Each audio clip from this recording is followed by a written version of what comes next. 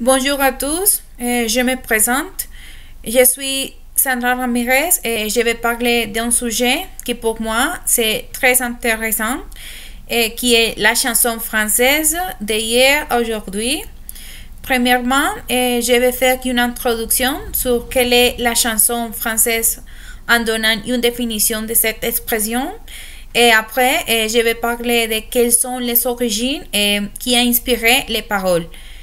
Tout de suite, je ferai une tournée historique de l'évolution de la chanson française et dans les décennies de 1960, 1990 et finissant avec l'époque actuelle. Pour commencer, je vous dire que l'expression chanson française a été désignée depuis 1945 comme un genre musical qui se définit d'abord par la mise en valeur de la langue française avec la référence des maîtres et des modèles hérités et de la littérature poétique de la langue française en faisant une grande différenciation avec les formes anglo-saxonnes qui dominent l'industrie musicale. Et d'autre part, on peut dire que les poètes comme Baudelaire, Verlaine et Rimbaud ont été considérés comme trois sources littéraires essentielles pour la chanson francophone moderne. D'abord, par leur travail sur la musicalité des mots et les formats courts de nombre de leurs textes, ils inventent les musiciens sans guitare qui est un format qui deviendra celui de la chanson. Ces poètes ont été chantés par de nombreux artistes comme Léo Ferré et comme Jean-Louis Murat récemment. Dans le cas de Léo Ferré, son travail a joué par beaucoup dans la persistance de l'aura populaire de cette poète et de leur attrait dans les chansons françaises actuelles. La chanson française comme genre se constituait sur un terreau vivace et riche et également sur le plan de ses origines musicales comme par exemple dans les formes de musique classique. C'est le cas d'une chanson qui avait des succès des années 1930 qui s'appelle Couche dans la foin et qui a été composée par Mireille pour une opérette. Il y a aussi d'autres chanteurs qui ont eu des succès avec des formes classiques d'expression lyrique comme Luis Mariano qui vient de l'opérette et Tino Rossi qui a des atouts de ténor lyrique classique et les progrès techniques comme l'usage du micro sur scène et fait pour la première fois par Jean Sablon. La chanson s'est diffusée également grâce à des lieux comme les cabarets où on peut se détendre sans souffrir la forte pression sociale et les inégalités. Et ce lieu devient comme le scénario où les chanteurs peuvent diffuser leur œuvre et acquérir la renommée. Suivant, je ferai une tournée historique sur l'évolution de la chanson française dans les décennies de 1960, 1990 et en finissant par l'époque actuelle.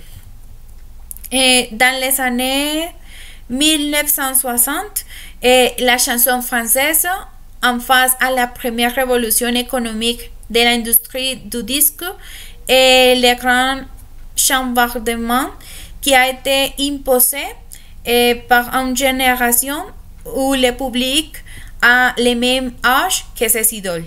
Quelques idoles de cette époque sont Sylvie Vartan, Richard Anthony, Dalida, Dirk Rivers et les Chats Sauvages, François Hardy et Franz Gall, etc. Le rock and roll a venu des États-Unis pour changer les codes de la chanson et de la musique populaire. Ces nouvelles générations d'artistes, bientôt appelées GG, mettent à mal les music halls et nombre de chanteurs d'hier n'y résistent pas. Et aussi la variété française elle-même on sera à jamais bouleversée. Les années 1990, c'est l'époque de la renaissance de la chanson française qui correspond à un retour de texte. Ce mouvement est désigné comme nouvelle scène française, mais elle renaît avant que cette expression ne soit inventée et se nourrit de la crise de l'industrie du disque et des compromissions esthétiques des médias de masse et du retour des personnalités scéniques et du show.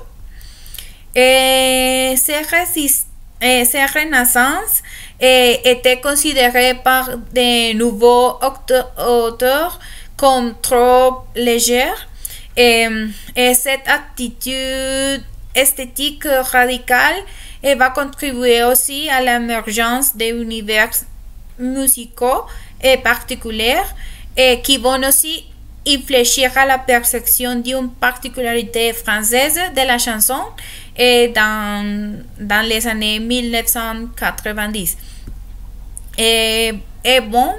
Pour conclure, finalement, aujourd'hui, on retrouve des figures des artistes dont la recherche esthétique par le texte et par la création musicale veut conquérir les territoires du registre lyrique. Et c'est qui nous appelons les chanteurs et les chanteuses à voix ou les artistes dont le but est avant tout de créer un univers à l'esthétique musicale et dans lequel les scènes et l'écriture poétique ne sont pas les vues essentielles recherches. Ils chantent en français, mais parfois leurs textes n'ont pas d'autre ambition que reprendre des thèmes universels ou manipuler des stéréotypes, ce qui n'empêche pas une chanson d'être réussie. Et on y trouvera également les artistes dont les œuvres cherchent à divertir le public dans un univers musical propice à l'évasion ou à la rêverie. J'espère que cette présentation a été à votre convenance et pour connaître mieux sur la chanson française.